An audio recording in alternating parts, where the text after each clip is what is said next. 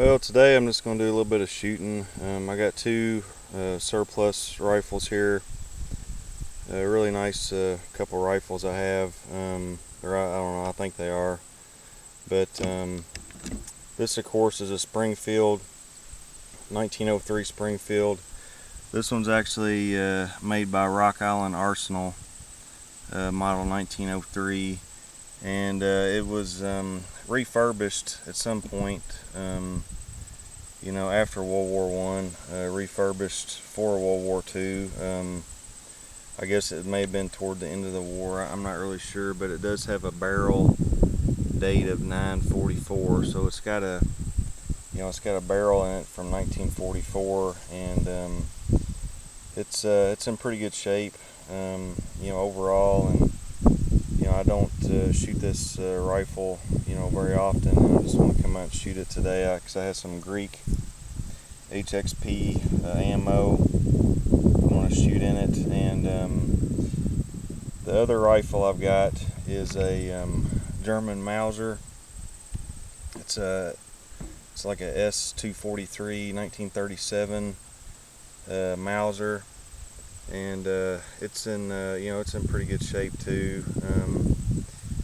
This is actually one that was reworked by the Yugoslavians. So I mean, it's kind of weird. It has a Yugo crest on it, but they didn't completely scrub all the markings off of it. That's how I can tell, what the maker and the date that it was made on it. But two nice rifles, of course. The German, Mauser 98, model 98 action, and I'm sure everybody's heard or read or whatever that basically that the 1903 Springfield action was copied from the Mauser. And I've got the Greek HXP. Then for the Mauser, I've got some surplus stuff. This here is actually 1943 dated. This is I believe this is like Venezuelan ammo that I've had, and it's 1954. I might shoot a few of those just to see what they do. And then I've got this, these are some 8mm Mauser hand loads that I did a few. It was like last spring at some point. And I had them all nice and organized, with what I had, 49 grains of H335, 150. And I was going to shoot them, and, because I'm basically got 5 thumbs on each hand, I had this box and I was carrying it, and I don't know, something happened, I dropped it, and the ammo went everywhere. So, I mean, I have no idea. I mean, I put them back in here, but I have no idea what charge weights or what. I had one that was, I had one that was 49, 49.5, and 50, so they're all mixed up, whatever. I'm just going to shoot them because, I was going to try to get some chronograph data and do some different stuff, but there's really no sense in it now. So, but anyways, if y'all want to stick around and see some shooting, I'm going to, do a little bit of shooting with these guns, and then we'll see what they can do. Alright. First up, Springfield. Camera on, eyes on, ears on.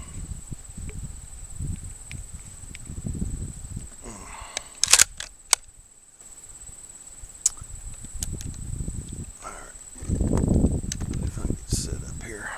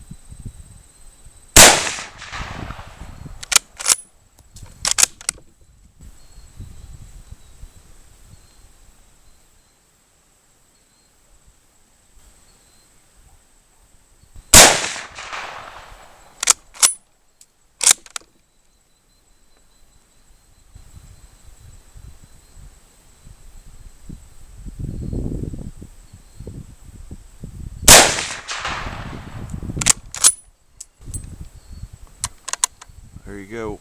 Bolt lock back.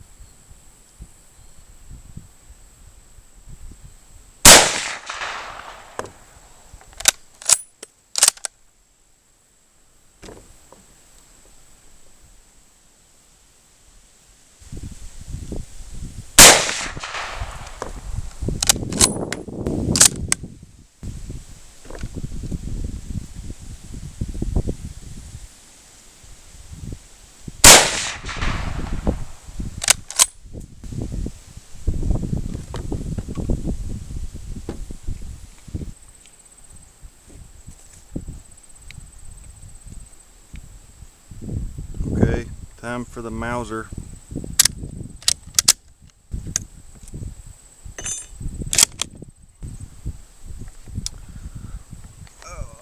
Let's see what we can do here.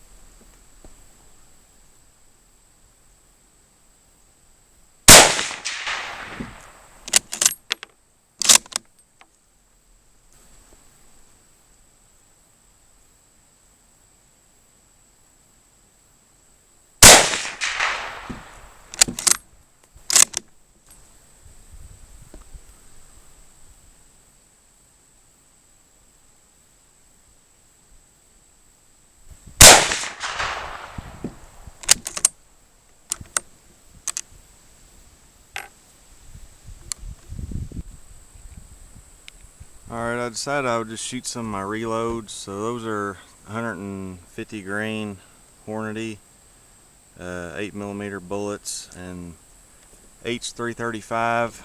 I don't know what, either anywhere between 40, 49 and 50 grains. Like I said, I got them all mixed up, so I have no idea what they are, but so I'm just going to shoot them. Here we go.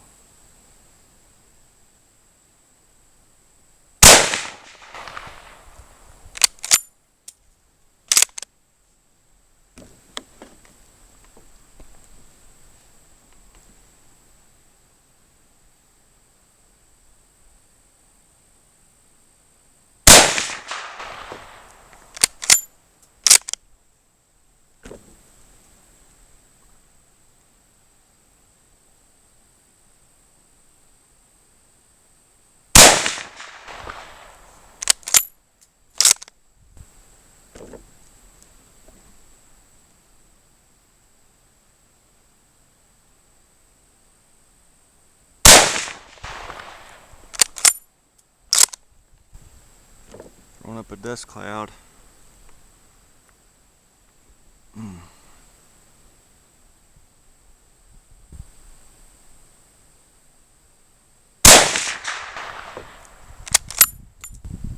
That's it. Alright, well, I'm done shooting, or I've shot these as much as I'm wanting to shoot them today, and my shoulder will be a little sore tomorrow, but hey, that's a good thing. It means I had fun today.